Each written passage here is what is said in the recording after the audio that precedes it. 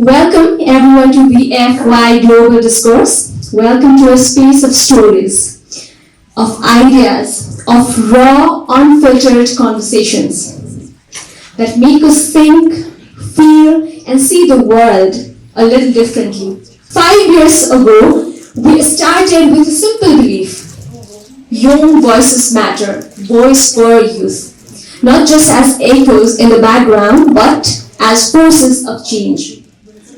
VFY Global started as a voice for youth, and today it's more than just a name, it's a movement. We have grown from a small idea to a global conversations, from a YouTube channel to real life impacts. And today we sit here, we keep growing. Why? Because young people, you are not just the future, you are the present. And we are the dreamers, we are the change makers, and we are the voices. And this space is where we come together. And today we have something just as powerful. And before I introduce our guests, let's take a moment to watch something very special, because sometimes visuals tell the story better than the words. Now, please don't think about pizza. No pizza? No pizza? What happened? Did you think about pizza or no? Yes, raise your hand. When Yongey Mingyur Rinpoche was a child living in Nepal, in the shadow of Mount Manaslu, he had terrible panic attacks. I have a lot of fear about the snowstorm when the thunder comes, and I fear for strangers. I developed the panic attacks, I think when I was 7-8 years old. At the beginning, I didn't know. And one day my father said, "Oh, you want to learn meditation, right?" The first meditation technique is he asked me to watch my breath. So I watch my breath. But I have big problem. The problem is lazy. And whatever comes in the mind, whatever perception, form, sound, smell, taste, sensation, thought, emotion, learning how to be with it. And then, scientists invited him to Wisconsin so they could look at his brain. They found that although he was 41, he had the brain of a 33-year-old. The gamma wave cannot go more than 100, right? But if you reach high level, that means you're totally crazy. But the meditators go to 700, but they're normal. They thought maybe something wrong with the machine. When they had him go in an fMRI machine and cultivate a sense of compassion by meditating, the activity in his empathy circuits shot up 700 to 800%. One of the researchers later wrote, "Such an extreme increase befuddles science. The closest resemblance is in epileptic seizures, but brains are seized by seizures, in contrast to Mingyur's intentional control of his brain activity." So I taught meditation many places, wrote few books, become bestseller, and then students, and become abbot of few monasteries. Then what happened? Kind of new ego emerged within me. Now let's invite him onto the stage, ladies and gentlemen, Yongey Mingyur Rinpoche.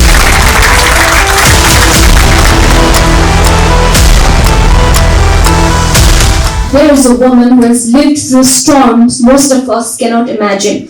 Born into a family of leaders, she chose a different path, one where she created art, emotion, and stories that touched millions. And then life tested her. Cancer, a word that stops time. But here's the thing about Manisha. She didn't just survive, she came back stronger, wiser, with a heart full of gratitude and a voice that carries the weight of experience and resilience. She is not just a celebrity, she is a fighter, a storyteller, a woman who knows what it means to stand at the edge and come back with fire in her soul. And today she shares the stage with Yongey Mingyur Rinpoche in a conversation that promises to be unforgettable. So now let's welcome her, Manisha Koirala.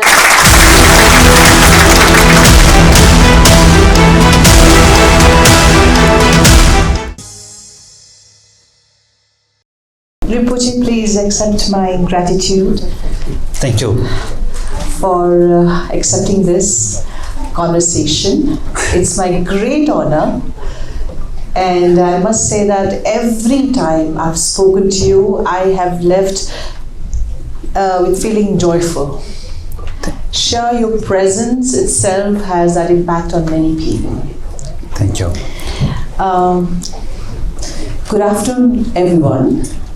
Welcome to the VFY Talk, which is hosted by none other than dynamic Dashrath Sunar.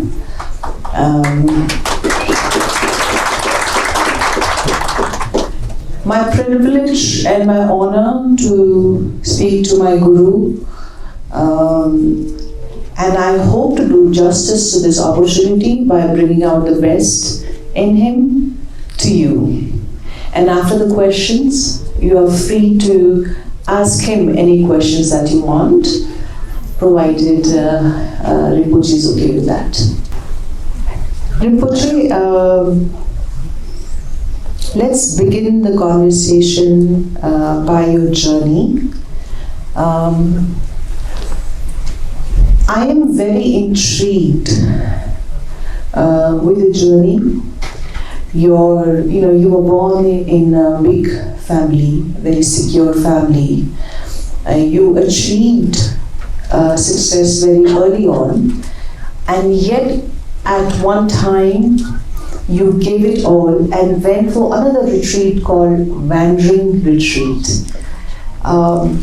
Let's start from there. Could you just tell our audience about it?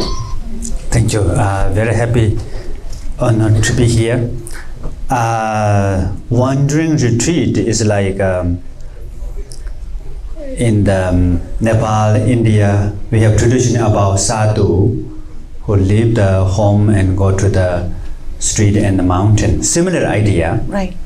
In the Tibet, that special, there's a very famous master called Milarepa.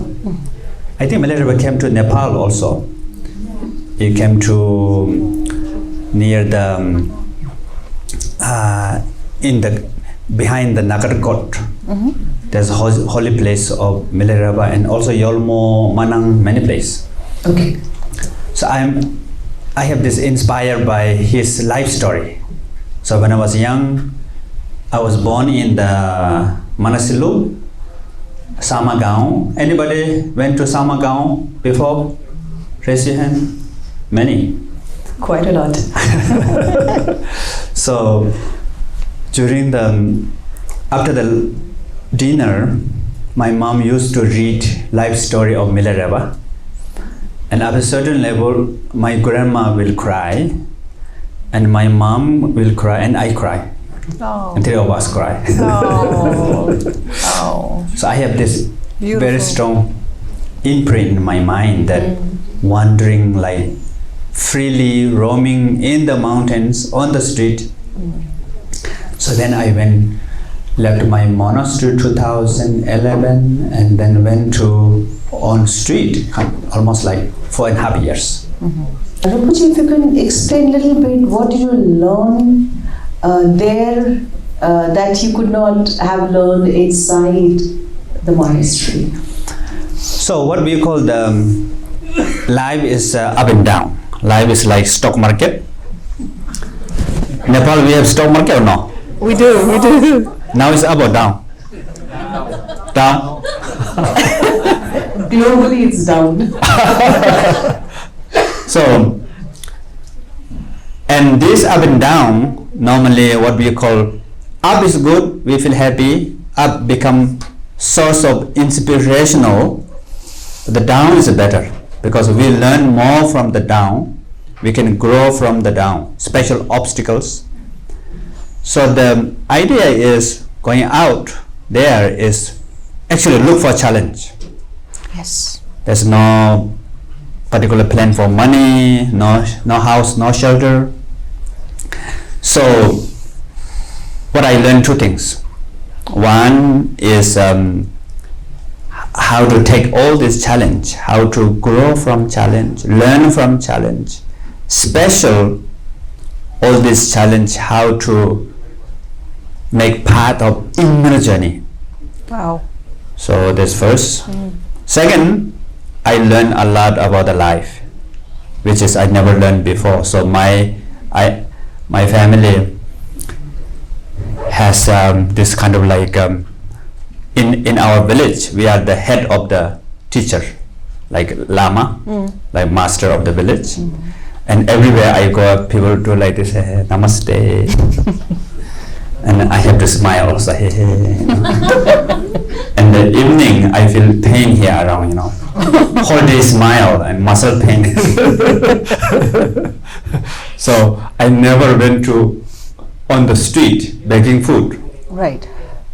Even once in my lifetimes before that. Right. So it's very difficult to go on the street. So I have to survive everything. Yeah. So I learned a lot about the life. Especially I know how to cook food.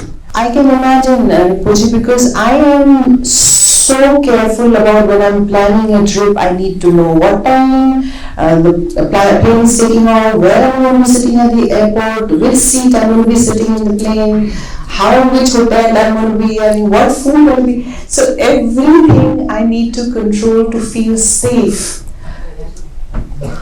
But for you left everything. And you were at the wandering, and you told me at one time that you had to travel in third class, this thing, in a train, Chalu train, where there were, guess what, there were bakaras and goats and all sorts of animals, and apparently of course, the toilet was stinking and dirty, and how he used that uncomfortable space for his own, journey.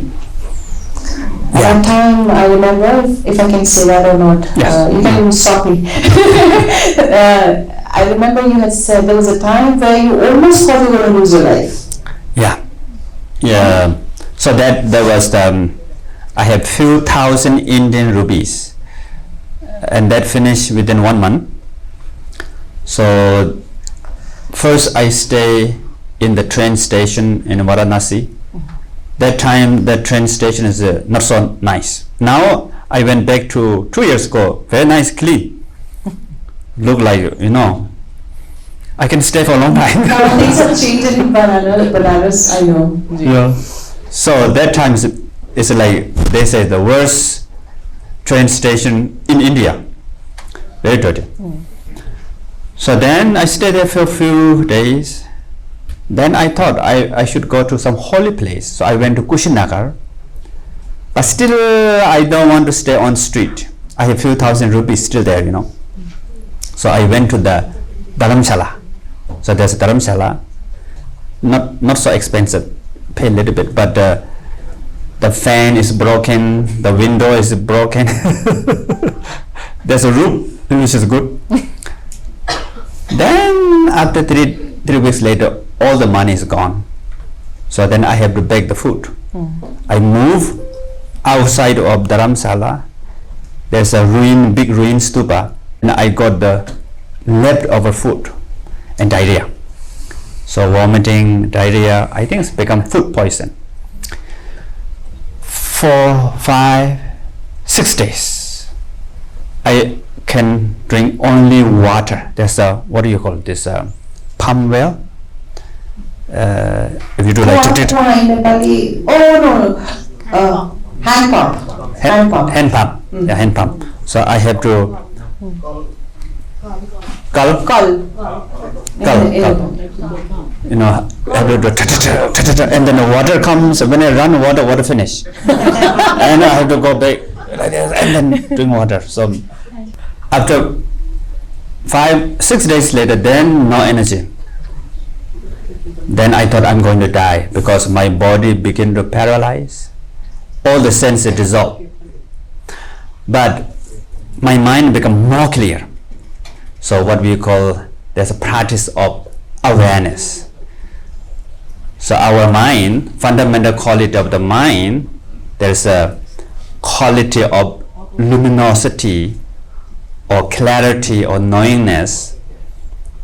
Though there's a thought, emotion, the perception, memory, all this cannot change the natural quality of the mind. So I rest in the awareness.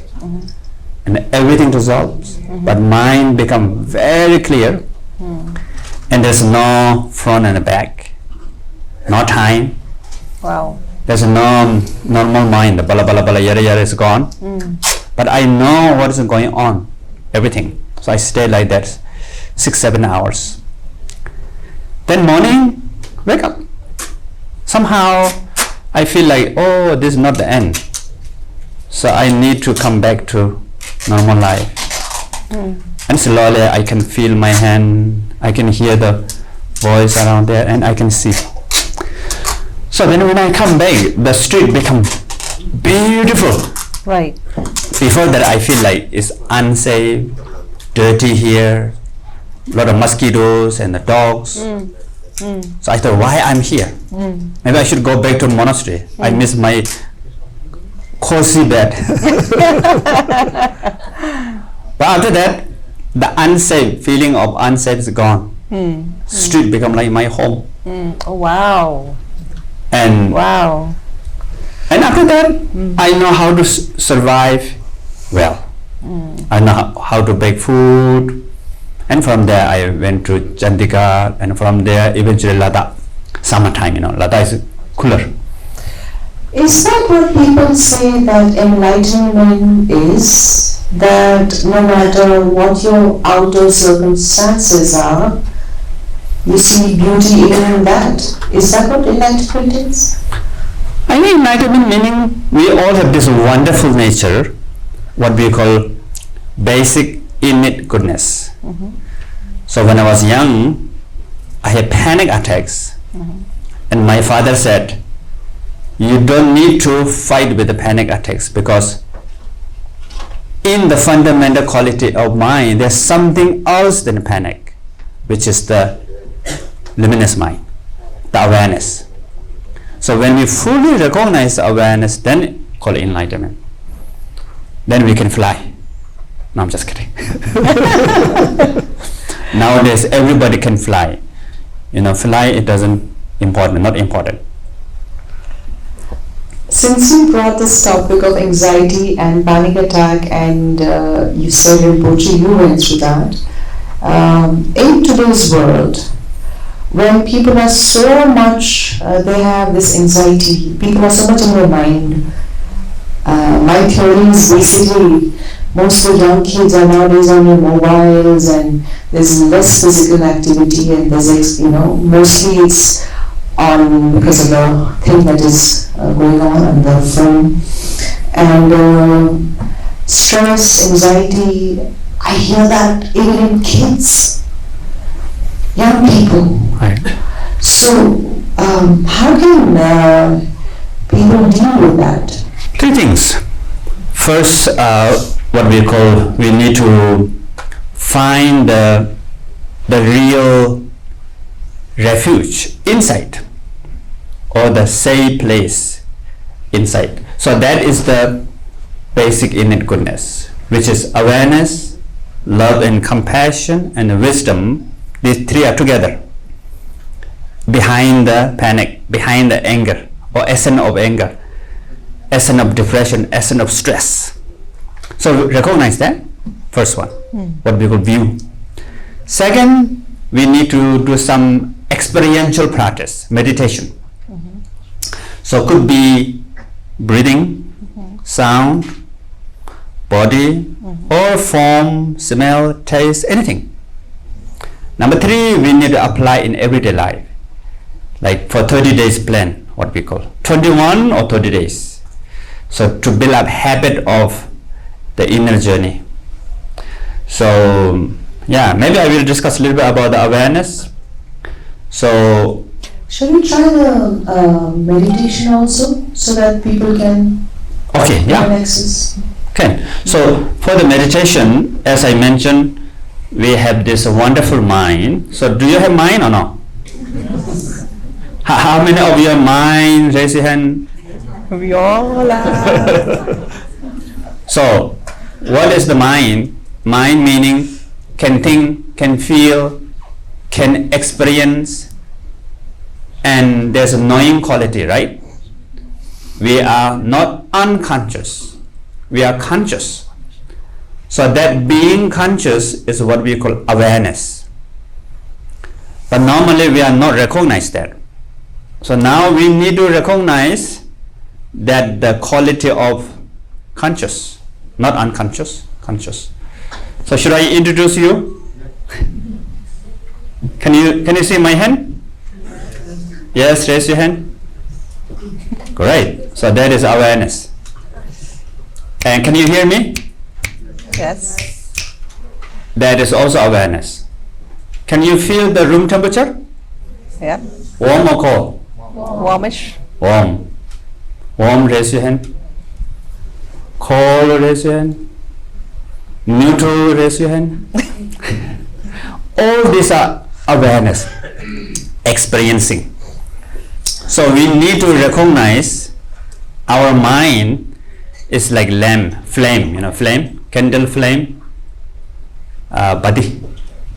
What do you call Nepal? Lighter or Mombati? Mombati. Mombati. Mombati. Lamp.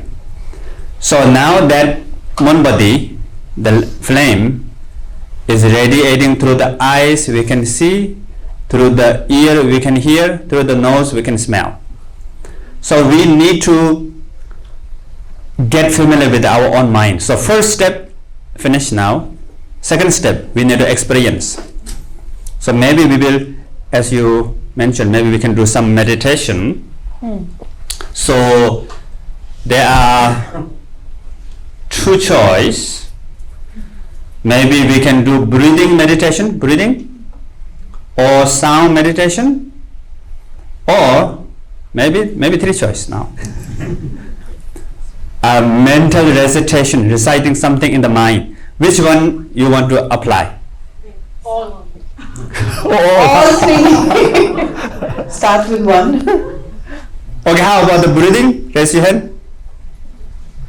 Okay. Sound. Mental recitation. Breathing more. Breathing more, right? Okay, great. So I will ask you very important question. So you have to think well and give the answer. Very difficult question, yeah? Should I ask? Yes. So the difficult question is, how many of you are breathing right now? If you are breathing right now, raise your hand. Great.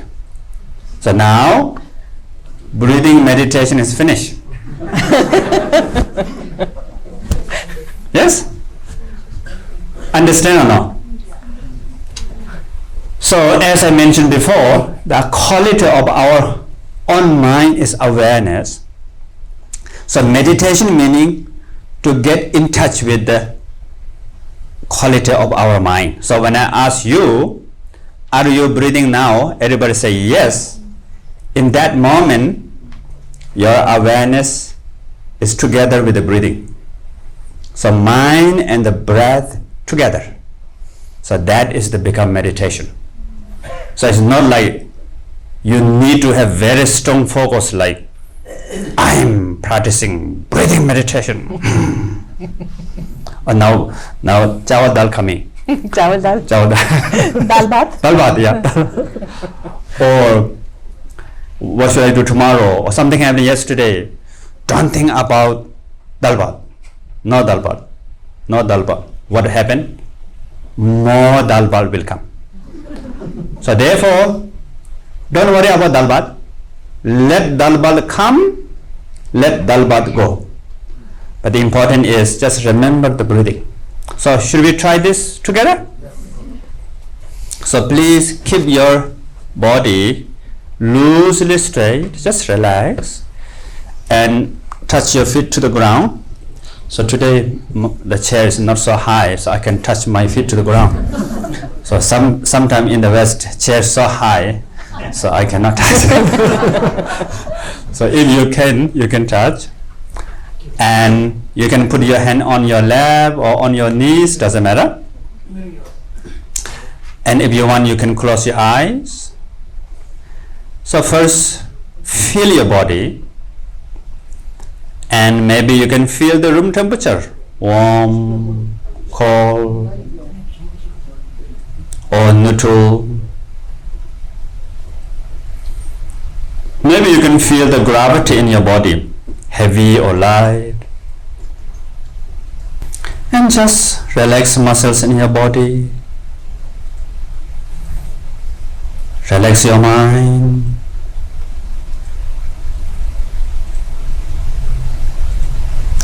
And if you cannot relax, it's okay. For the awareness, everything is okay.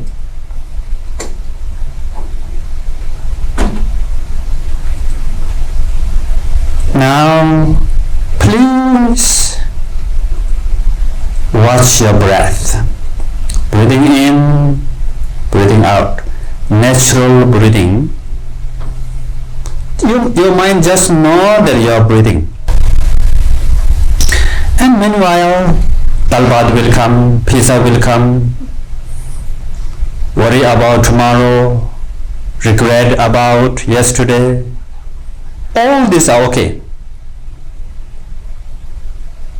Do not stop thought, because you cannot stop thinking. But the important is whether you remember your breathing or not. If you remember your breathing, then everything is okay. Okay, now if you close your eyes, please open your eyes and relax your mind and body together for a few seconds.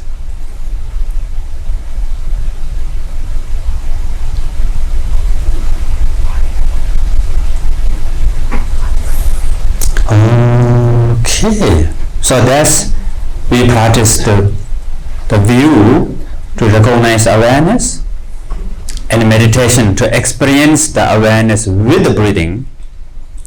Now application, you can try every day 5 minutes. 5 minutes not much, right? So you can watch your breathing every day 5 minutes for 30 days. Then the deeper level of transformation begins. But at the beginning you don't need to meditate too long. 5 minutes is good, but every day is very important, like brushing teeth. If you brush your teeth for 1 hour today and for 1 week not brush, not so much benefit, right? So brush every day for 3 minutes, good for hygiene for the teeth. So watch your breath, 5 minutes for every day, hygiene for the mind. So that's what we call application, apply in everyday life. Thank you, Rinpoche. Rinpoche, connect to the meditation, and my next question is, you've done research with a neuroscientist on the effects of meditation on human brain. What was the scientific revelation?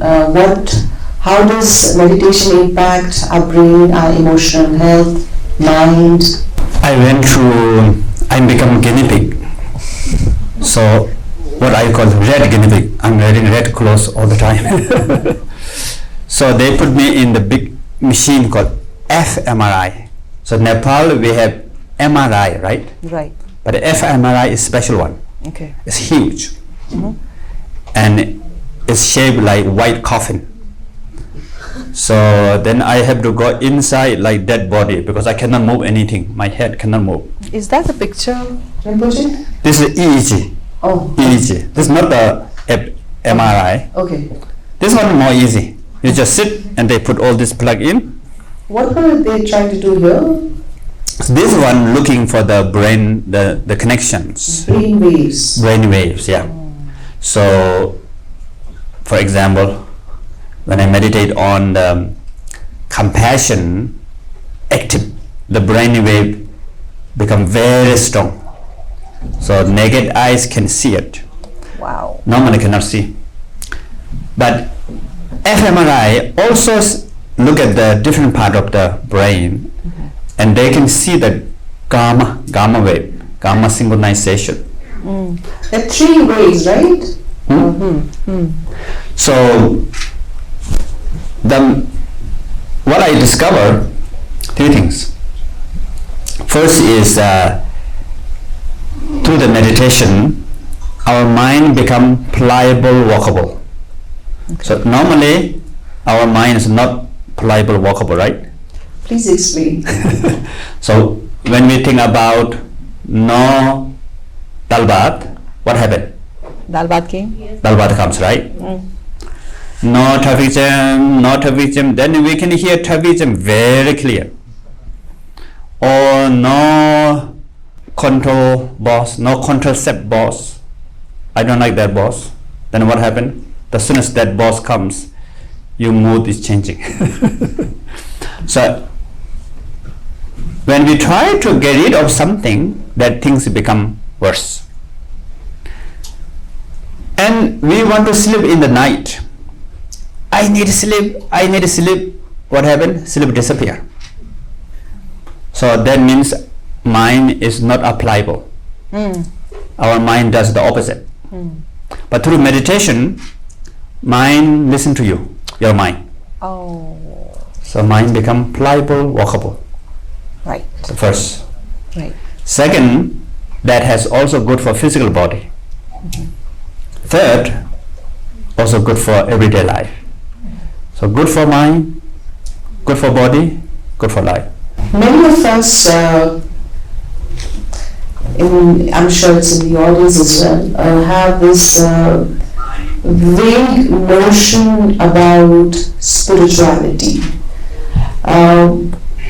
and meditation, spirituality. It seems like some sort of abstract.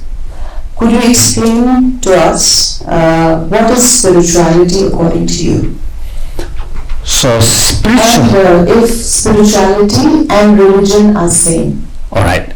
So spiritual meaning, we are looking answer within ourselves. So almost our mind facing inward. Maybe we are looking for meaning of life. Maybe we are looking for the purpose. Maybe we are not satisfying our job, relationship, fame, power, money, whatever we have, we are not satisfying. We are looking something beyond that. So, can spiritual and the religion together? Can. So, if you really go to the essence of religion, then it is become spiritual, it is become a religious practice. But of course, sometimes religion become just a ritual, not really engaging the essence, then you become like a religion but not really spiritual.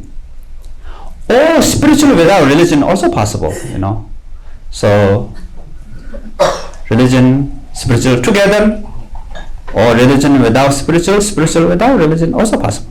So, do you mean to say even an atheist can be spiritual? Why not?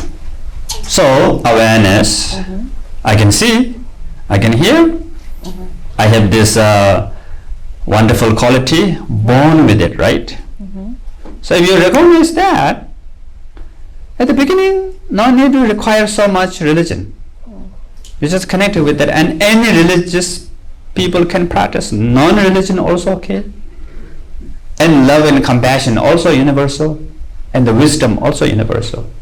So can be like that. Would spirituality also basically, you said, to look inward, to understand the meaning of life? What could be the meaning of life, Rinpoche? Oh yeah, that's a very difficult question. Anybody found the meaning of life? Yes. Yes, right? How many? Not many. 3 people found the meaning of life.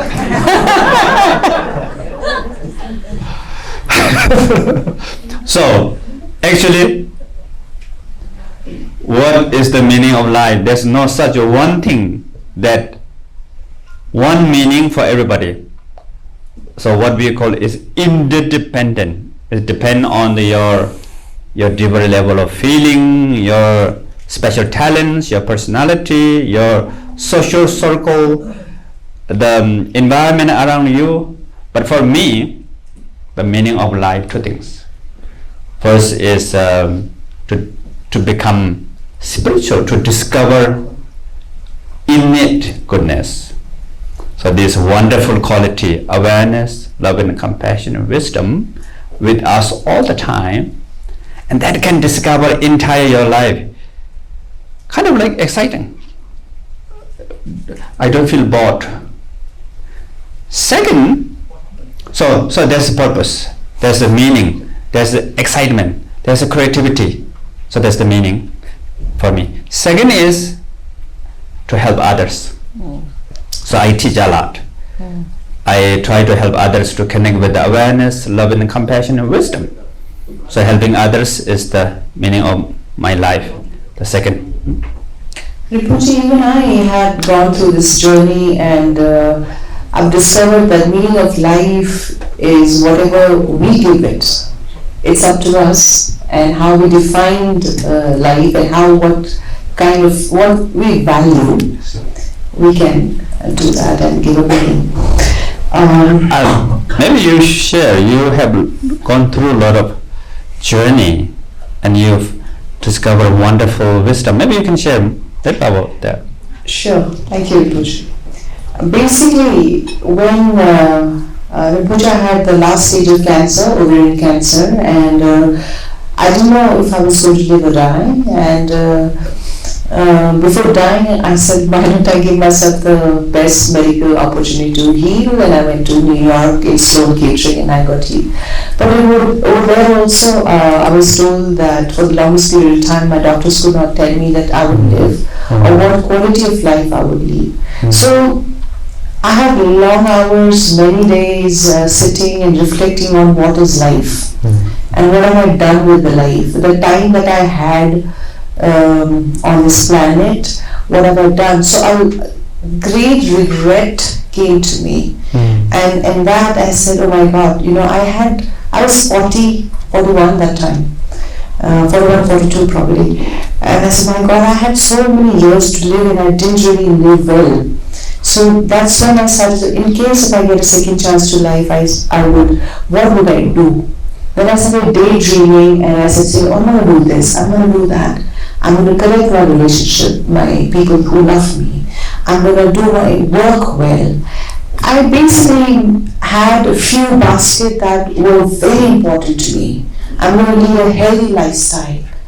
And so many things. And today, Rinpoche, I have been living with that awareness, with that promise that I made to myself that if I get a second chance to life, I will live like that. But as we know, Rinpoche, after all the boxes I tick, the next question happens, what next? So we don't know. Yes. I'm in the path of trying to discover what is my next step is. But till now, it's been 12-13 years, I've been cancer free and I've been living the promise that I made to myself. Wow, wonderful.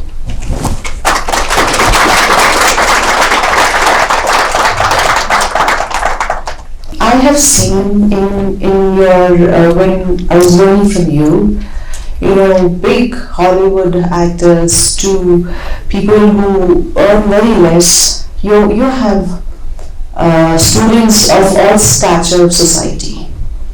And that means there is a problem, probably a poor person is also facing, and probably a billionaire is also facing. What do they learn from you?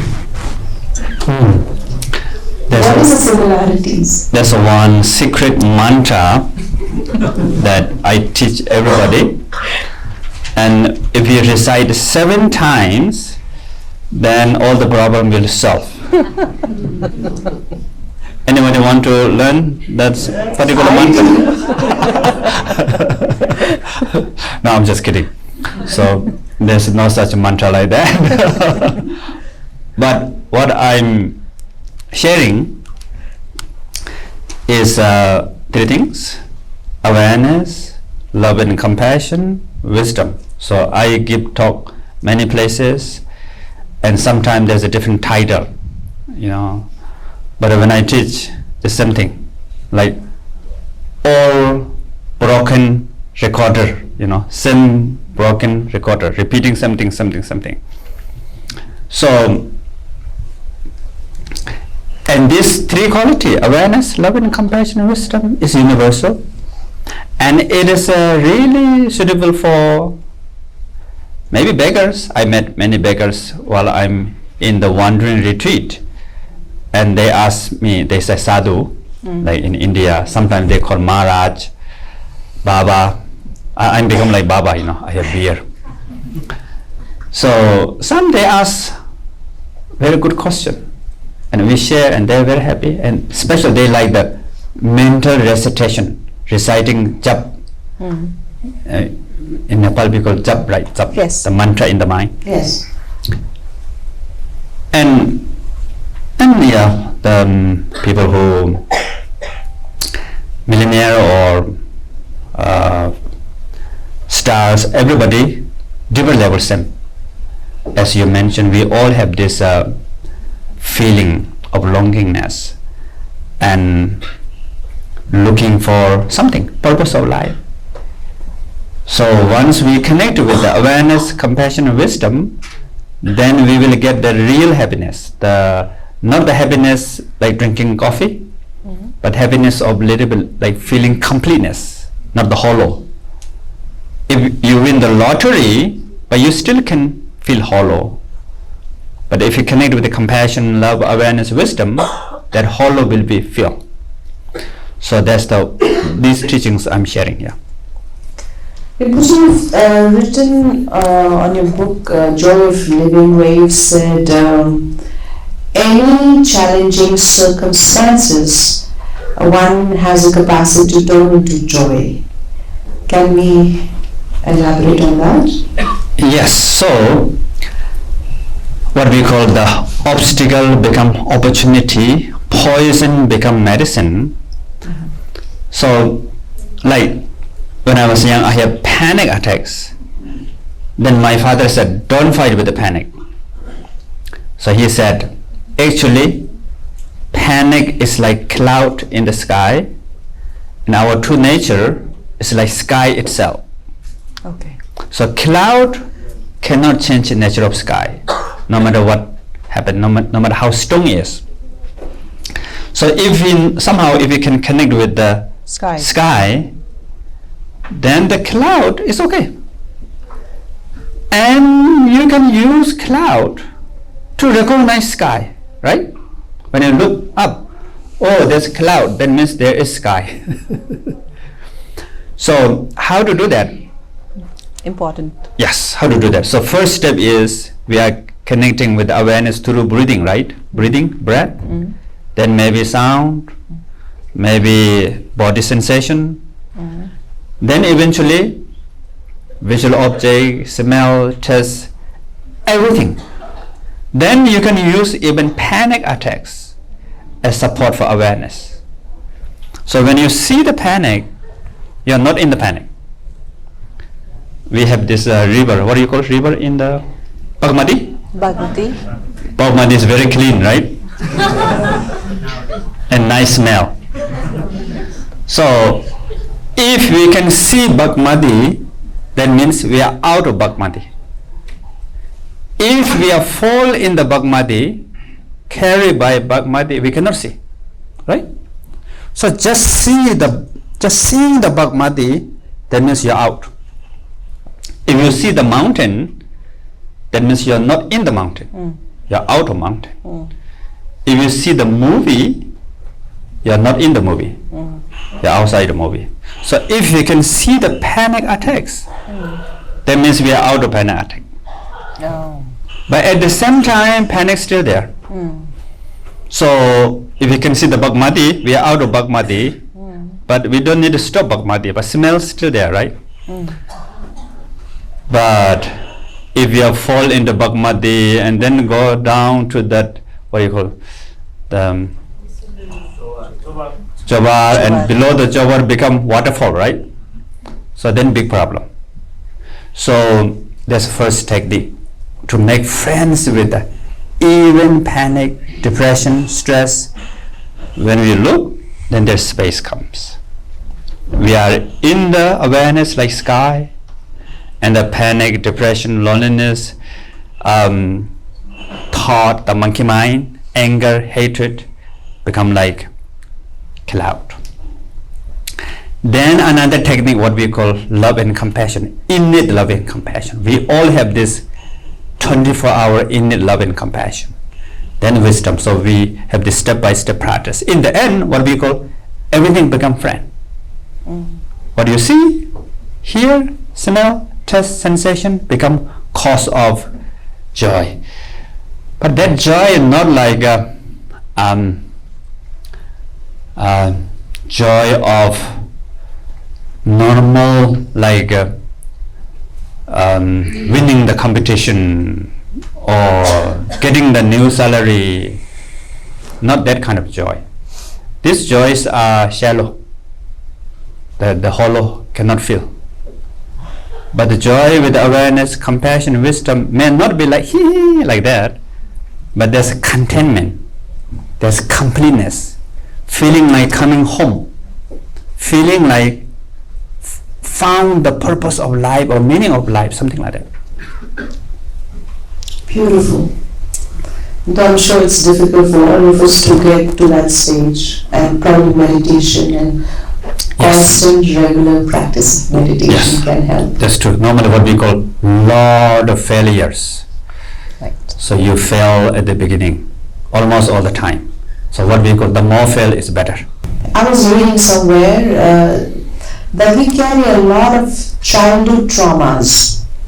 Not only childhood traumas, and all of us, most of us, or some trauma or difficulties that we faced in the past, that has always been in our present, that defines our personality, that defines us subconscious, our reaction, our response or reaction, everything. We are so much influenced by what has happened to us, either in childhood or in the past.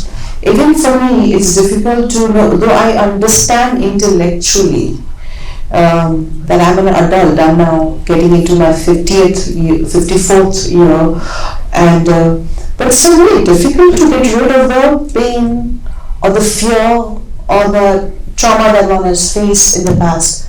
We're constantly impacted with that. Is there any way that we can get rid of it? Sometimes the imprint, the trauma, is difficult to get rid of it. But what we call, we can make a difference. We can use these things as support for maybe loving kindness, compassion, awareness, wisdom. So poison become medicine. Like in the sky there's cloud, but to get rid of cloud might be difficult. It's natural, right? So when there's a humidity, there's a cloud. And maybe no need to get rid of the cloud. But the important is to connect with the sky itself. So, for example, how many of you like hot temperature in the summertime in Kathmandu? Very hot? In Kathmandu, yes. In Kathmandu, okay, right? In Delhi, no. How many of you go to Delhi, the weather is very hot. Do you like that or no? If you don't like, raise your hand. Okay, so you don't like in Delhi, and then you feel sweat, right? Oh, this is terrible. And then if you have more sweat, you might feel like I'm going to die now. This weather is terrible. Then what happened? Maybe you go to the gym in the 5-star hotel. You're tired and you go to the gym. And then after half hour later, you thought, oh, maybe I should go to sauna. You know, sauna steam bath, sauna bath. So you go to sauna? Yes. Now feel very happy. Yeah. So the heat inside sauna cannot compare outside. It's hotter, right? In the sauna. But now you feel very happy. And if you feel sweat, you feel like, oh, the detoxing, you know. All the bad things coming out. And you pay money for that. You pay a lot of money and you make special schedule for that hot in the sauna. But then you finish the shower and come out and you met this really hot temperature again, I'm going to die now. So the heat is the same. But what is different is the relationship between the sensation of heat in our mind. So the heat in the sauna cause for happiness, but heat just outside of sauna cause of suffering. True. So that's how we need to transform that suffering become happiness, meaning to make friends and to support for awareness, love and compassion, wisdom. Then we can have happiness even from suffering. So there is no universal suffering, Rinpoche. Yeah, there's no one thing that everybody agree is suffering, right? There's no one thing that everybody agree is good. Maybe you might say dal bhat, but some people don't like dal bhat. Some people might say money, but not everybody like money. Some people might say diamond, not everybody like diamond. So it's subjective. There's no objective. But everybody somehow looking for happiness. That's true. But what is the happiness? What is the causes of happiness is universal. Also suffering same. For me, it's suffering. For others, it's happiness. So there's one person climbing the rock. He came to Nepal. Then he went back to USA. There's a national park called Yosemite Park in California. Yosemite Park, anybody knows? Yeah. And there's a big rock called Hub Dome. And he going to climb that one. It will take 7 days. So I was walking below that mountain, and he said, "Namaste," because I wear the red robe. He saw this from Nepal, and he said, "Are you from Nepal?" I said, "Yes." And he said, "How you know?" Because he went to rock climbing in Nepal. And he said, "Tomorrow he's going to climb that Hub Dome. It will take 7 days. But in the news, week before, someone died halfway because of storm." So then I asked him, "Are you not afraid?" He said, "Yes, I'm afraid, but I like fear." I thought, whoa. So when I was young, I had panic attacks. But after practicing this spiritual practice, after 5 years later, I begin to like my panic attacks. Symptoms still there, but I don't feel disturbing. So it can be trained. It's like learning new skill. Wonderful. Rinpoche, I want to discuss a little bit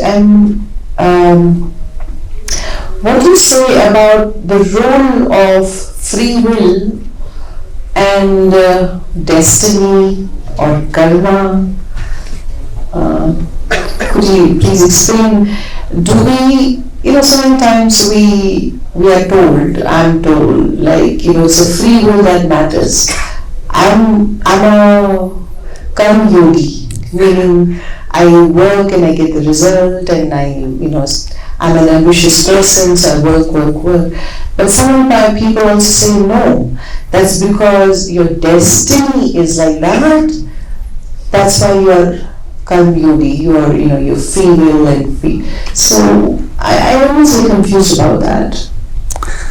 Yeah, in our tradition, what we call everybody has free will. Even karma, who create karma? You. So karma is in our hand. But there's something which is we cannot change it right away, meaning the result of the past karma that really determine happening right now, not easy to change. Why? Because the most of the time to fix, we need to fix the cause. when the results already there, very difficult to change. So therefore, sometimes looks like difficult to change because of the long-term karmic imprint. So karma for us is imprint, like habit. So if you drink what do you call daru?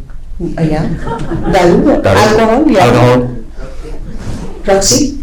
Rakshi, yeah. Drink Rakshi, this month, next month, 6 months, 6 years, then the habit become very strong. Rakshi meaning alcohol, right?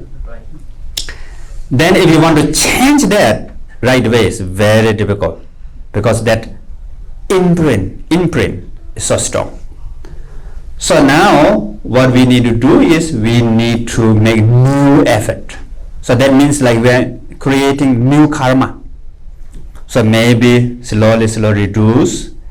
Maybe you might need environment, effort, will, so many cause and condition. Then one day you can stop that addiction, right? So karma just like that.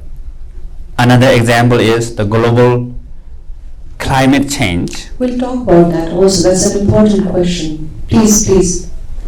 Yeah, so maybe some of those are human-made, but from the past generation. So if we want to stop now, very difficult, right? But maybe everybody makes strong effort, it can change future. So just like that. That's the karmic flow. Lavati, there is one more question, Rinpoche. What can individual do in an everyday to lessen the carbon prints, to be conscious and not add on to the damage that has already been done? What are the ways that all of us here and later on could do consciously in our everyday life? So to purify karma, 3 things: awareness, love and compassion, wisdom. So again, same message that I'm talking all the time. Because karmic imprint is like what we call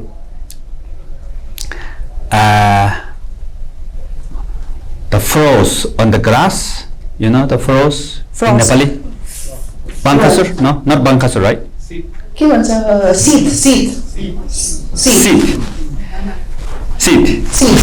So on the grass, there's ice, right? Saro. Tusaro. Yeah, Tusaro. So how to melt that Tusaro, the ice froze, when the sunlight comes. So when the sunlight comes, that froze melt automatically. So connecting with awareness is like connecting with the sunlight. And these karmic imprint is on the alaya. Alaya meaning subconscious. It will purify it. And then we practice love and compassion and the wisdom that purify negative karma, accumulate virtue, good karma.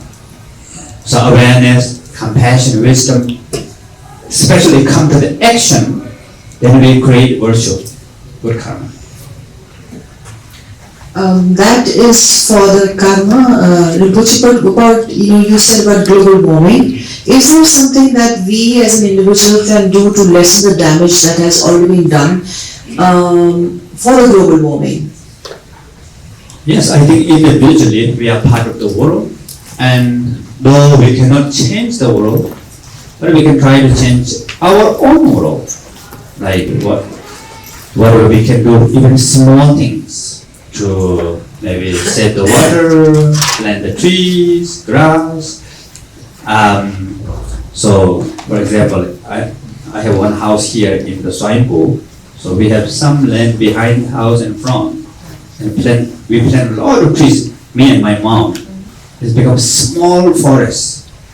Though land is not so big, but we plant a lot of things. And we are also helping in my hometown, like my hometown, Manasulu Samagaon. We're planning a lot of environment, like helping the village, helping the environment, natural circle. So whatever we can do, if everybody put in the mind, then of course it helps. So there are two things that came to my mind, Rinpoche. One is, first of all, my mother's here, and when we were making the house long time back, I wanted a jungle. So mom has put so many trees, which has grown over the years. It's so nice and good. Also, because when I went to the Everest base camp trek with my few school friends, and I realized, when we were trekking, the whole landscape is out of this world. I think Nepal is blessed with the great beauty of nature. But somehow, I think the lack of awareness of the people, we throw things around.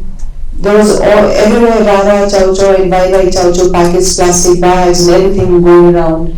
I think somewhere we need to be conscious. There should be some sort of a regularity we should demand from the government also, that all these big companies should be responsible of somewhat collecting the garbage and putting them in place and stuff like that.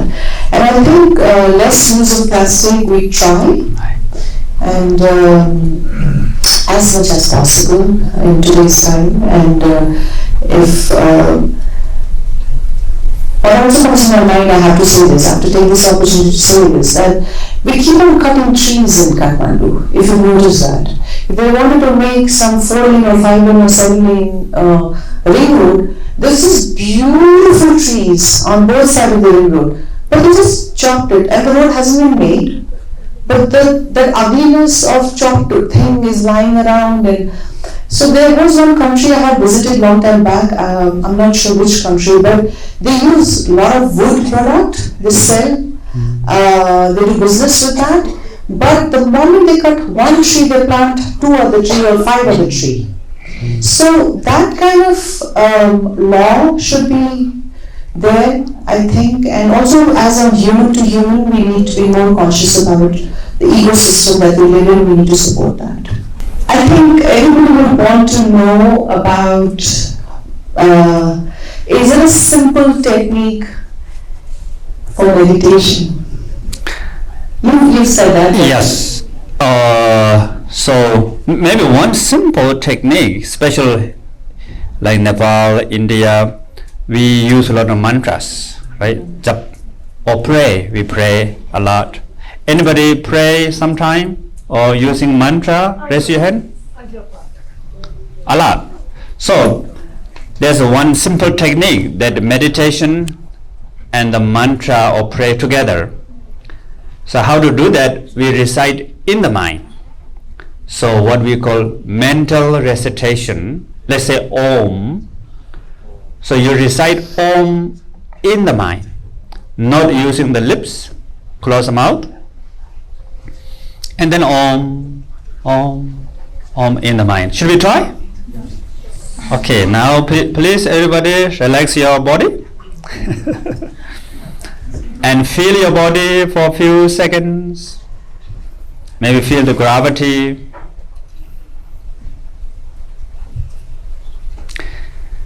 And now please recite Om, Om, Om in the mind.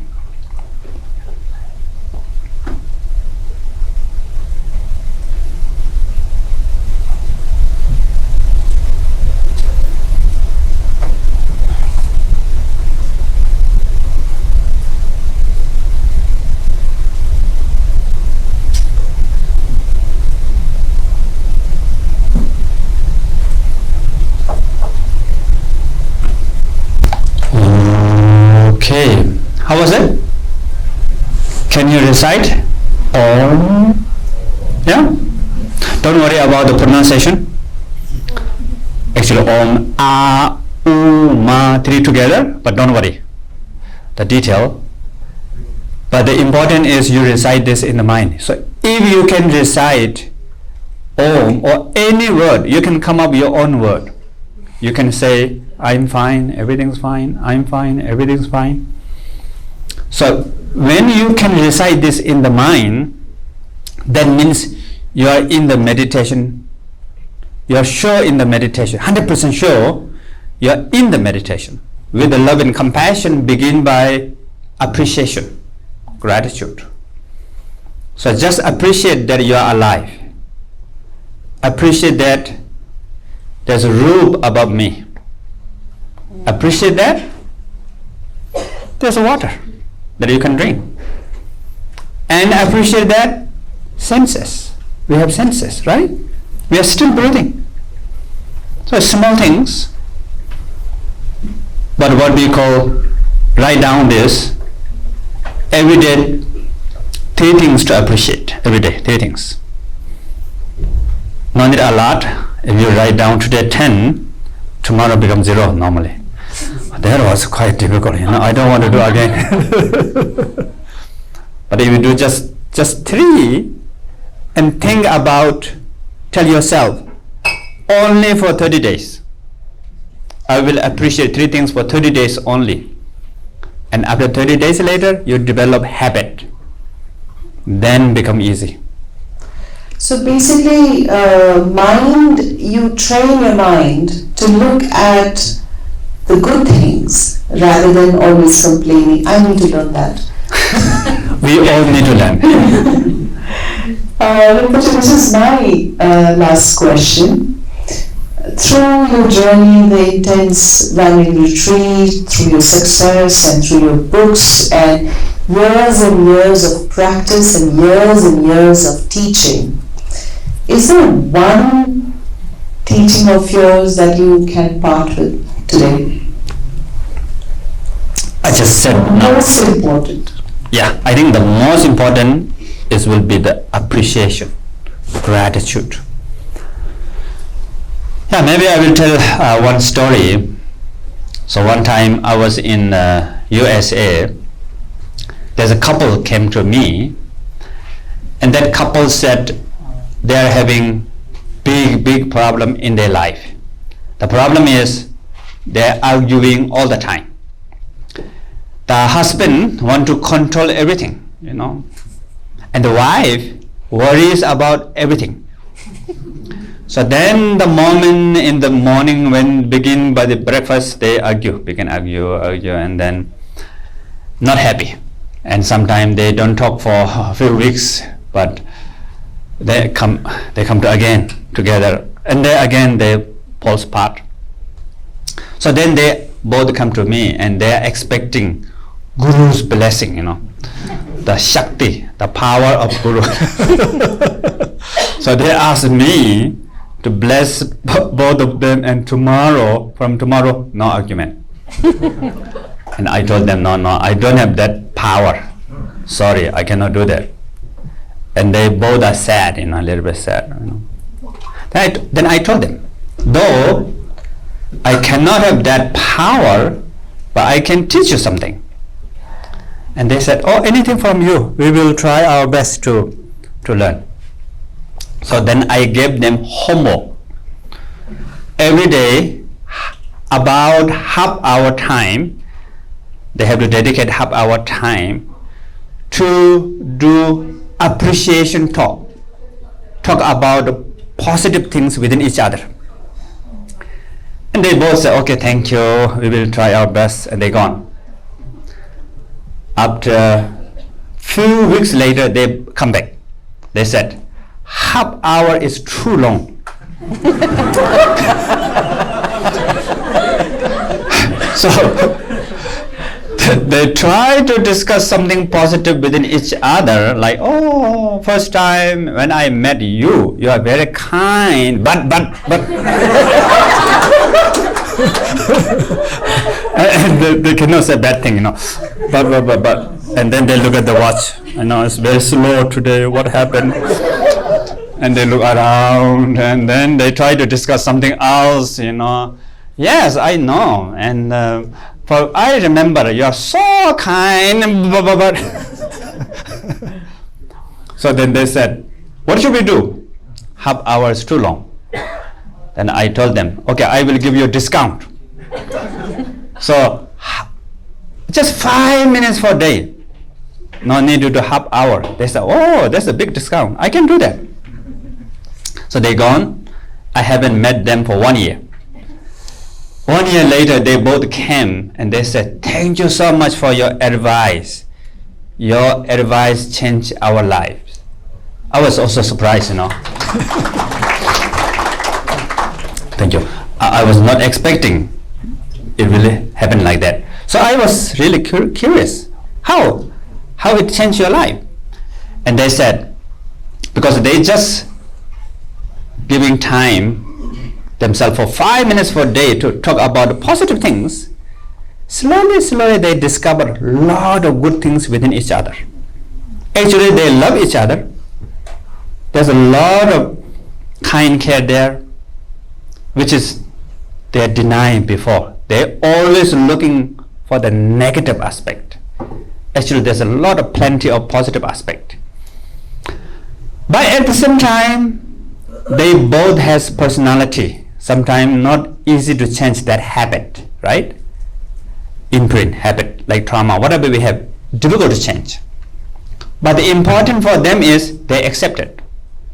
And they put sense of humor. When the husband finish work, come home, and he's joking to himself that the most powerful person in the world is coming and knock the door. And then wife open the door. The worriest person in the world welcome you home. The husband still have the tendency that controlling, wife still worry, but that worry, that control not become guilt, blame, shame. So it's become bring awareness on the personality, accepting who they are, but at the same time continue grow, continue learning. So that's why I think the appreciation really slowly discover our true nature, the innate quality. Thank you so much, Rinpoche.